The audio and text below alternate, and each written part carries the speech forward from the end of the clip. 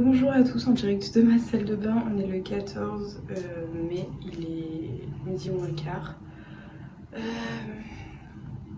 Je ne vlog que maintenant, je n'ai pas vlogué hier parce que c'était une journée très compliquée. J'ai passé la pire nuit de toute ma vie, voilà, clairement, c'était affreux.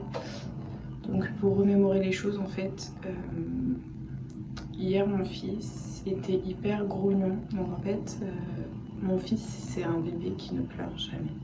C'est-à-dire que même quand il a faim, il chouine, mais genre il fait voilà, rien de plus quoi. C'est pas quelqu'un qui pleure, qui hurle et qui a des grosses larmes.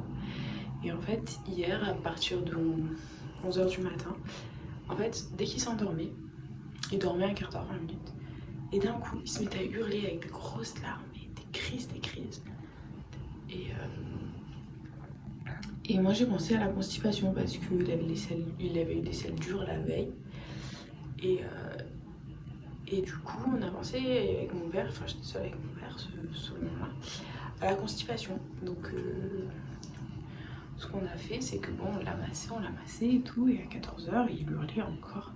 Enfin à 14h il a eu une grosse crise qui a duré bien un quart d'heure, 20 minutes où il a hurlé.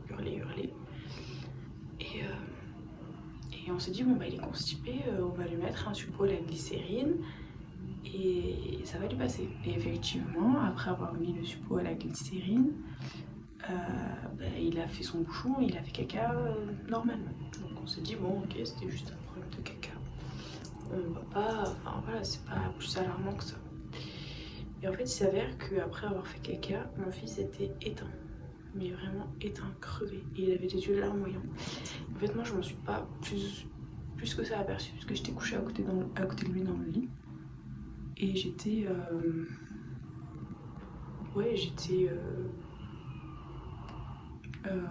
limite endormie, lui il dormait, enfin il somnolait, il dormait, donc je m'en suis pas plus aperçu que ça. En fait ma mère, elle est infirmière, du coup elle a vu de suite, elle dit les yeux larmoyants c'est pas normal. Et en fait moi je me suis pas plus rendu compte que ça parce que j'étais dans semi-noir. Et du coup ma mère m'a dit viens on lui prend la température quand même. Et là 38,3. On se dit oh, c'est pas normal, 38,3. On reprend la température 5 minutes après, 38,6. Et là on se dit bon on va lui donner un Doliprane, on va attendre que ça passe. Donc à 17, c'était 17h à peu près, enfin, le temps qu'il mange. En fait, il s'était levé de la sieste, c'était 16h, donc en fait, il a pris un biberon. Et après le biberon, ma mère elle a trouvé larmoyant. Donc on a pris la température et c'était jusqu'à ce que ce soit 17h. 17h, on lui donne un Doliprane, un suppôt. Et là, on voit que la fièvre, en fait, elle descend, mais elle cesse pas, en fait. Donc il est passé de il était à 38,6. Il est passé à 37,9, 38, 38,1, 37,9. Et jusqu'au soir où en fait le Doliprane pour les nourrissons c'est toutes les 6 heures. Donc on attendait 23h pour lui donner un deuxième. Jusqu'à 22h où on nous a refait un pic à 38,3.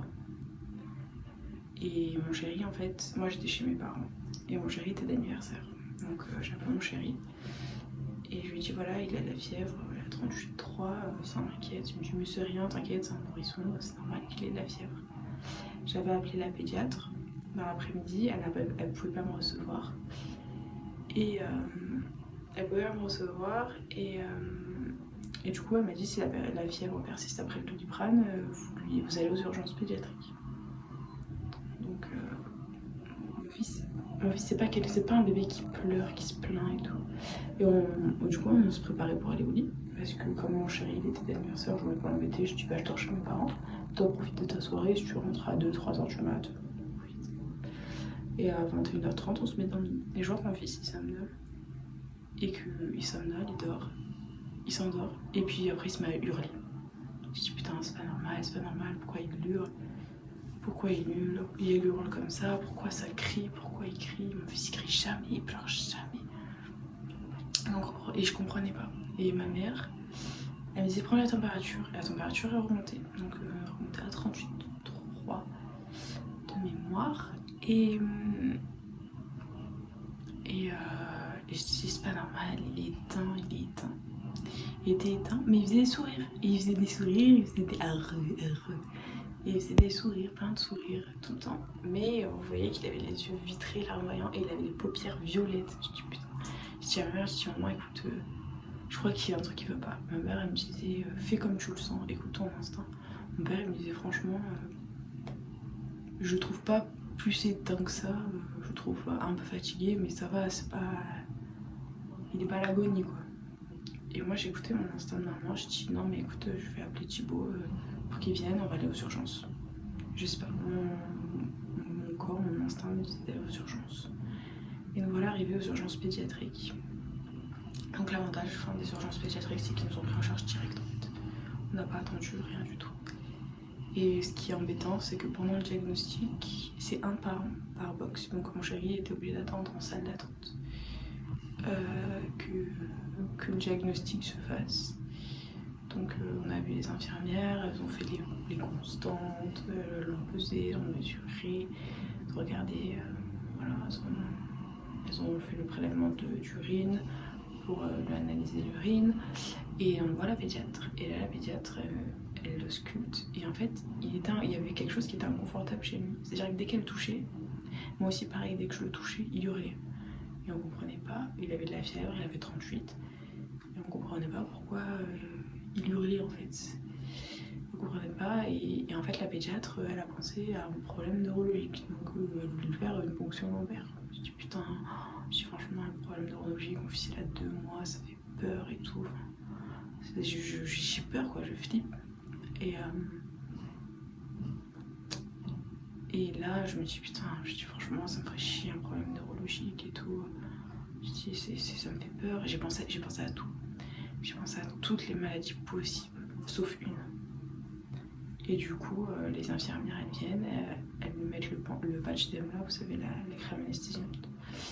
L'anesthésie, enfin une crème anesthésiante pour lui préparer la ponction lombaire. Et en attendant, elles lui ont fait une prise de sang, un bilan, pour voir si tout allait bien au niveau sanguin. Et ils lui ont fait c'était horrible, le pauvre, comme il a hurlé. Ils lui ont mis une espèce de petit tube dans le nez pour lui faire le test Covid, grippe, bronchiolite. Et je me dis putain, mais qu'est-ce qu'il a mon fils, qu'est-ce qu'il a et tout. Et j'ai pensé à tout, mais franchement j'ai pensé à toutes les maladies du monde. Mais voilà, il avait juste la fièvre, il était grognon, enfin je veux dire il avait pas le nez pris, il toussait pas, il avait pas de clair, rien du tout. Juste la fièvre et voilà, il était grognon quoi, il devait y avoir mal quelque part. Et là, j'entends l'infirmière dire le Covid il est positif. Je fais oh putain, mon fils il a le Covid. Je dis oh putain c'est sûr c'est mon fils. Et je vois l'infirmière arriver avec un FFP2 et bien en cosmonaute. Je fais oh putain. Ah oui madame voilà, donc on vous fait pas la fonction lombaire, c'est pas la peine. On me dit voilà votre fils il a le Covid. Je dis mais comment mon fils il a pu attraper le Covid en fait. J'ai gambergé, je dis putain mais comment. Et il me dit, et du coup la pédiatre elle vient, elle me dit voilà votre fils a le Covid. Le test s'est avéré positif et du coup on le garde en observation toute la nuit. C'était 1h du matin à peu près. Voilà, parce qu'on lui avait le temps de faire le test Covid, le temps de le déshabiller, de l'ausculter, tout ça. C'était voilà, le Covid. Et c'était le Covid. Donc je dis putain, franchement, je dis ça me fait chier et tout. J'ai pensé à tout sauf le Covid. J'aurais jamais cru que mon fils il avait le Covid. Surtout que je suis quelqu'un qui respecte les gestes barrières, je fais pas la bise aux gens. Voilà. Et je sors pas en fait. Je suis allée juste à 2 repas de famille. Voilà. Donc je vais pas, je l'avais pas dans les magasins, il va pas dans les supermarchés, il va pas dans les lieux bondés de monde. Et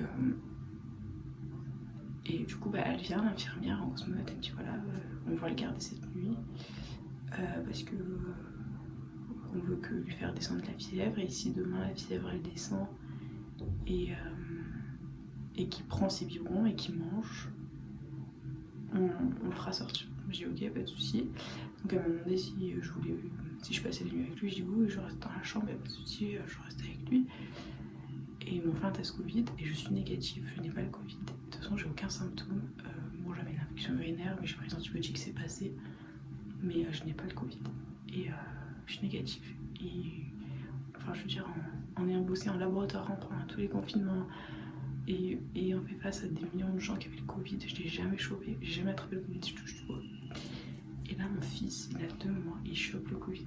Donc, du coup, j'ai appelé tous les gens qu'on a vus ces derniers jours. Et en fait, j'ai gambergé. En fait, j'ai gambergé parce que moi j'étais négative, donc je n'ai pas transmis le Covid à mon fils. Mon chéri est négatif. Donc, on s'est dit, mais comment est-ce que notre fils a attrapé le Covid en fait? Et du coup, les infirmières, elles nous ont expliqué, elles nous ont dit, il faut remonter 7 jours avant. Jusqu'à 7 jours avant, voir toutes les personnes que vous avez côtoyées en fait, les 7 jours avant. Et dimanche dernier, on était à un barbecue.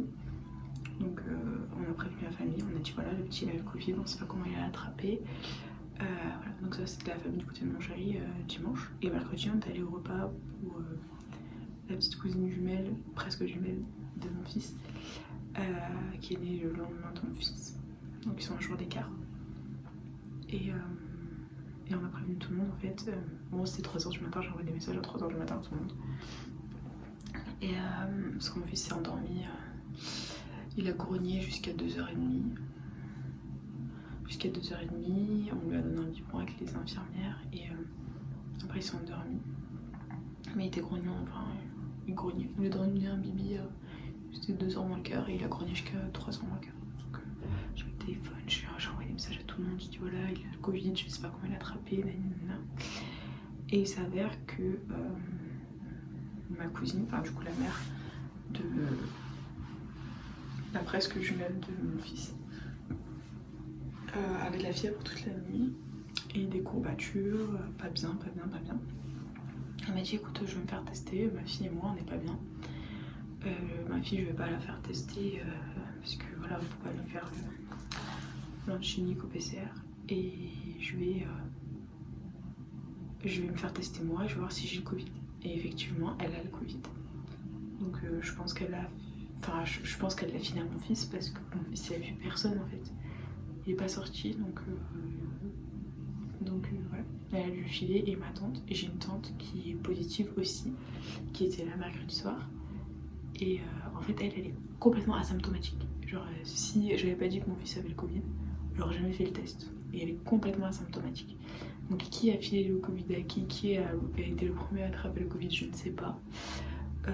Je ne sais pas du tout. Du coup moi je m'attends à l'attraper parce que forcément je dors avec mon fils, je l'embrasse, je garde pas le masque à côté de mon fils en fait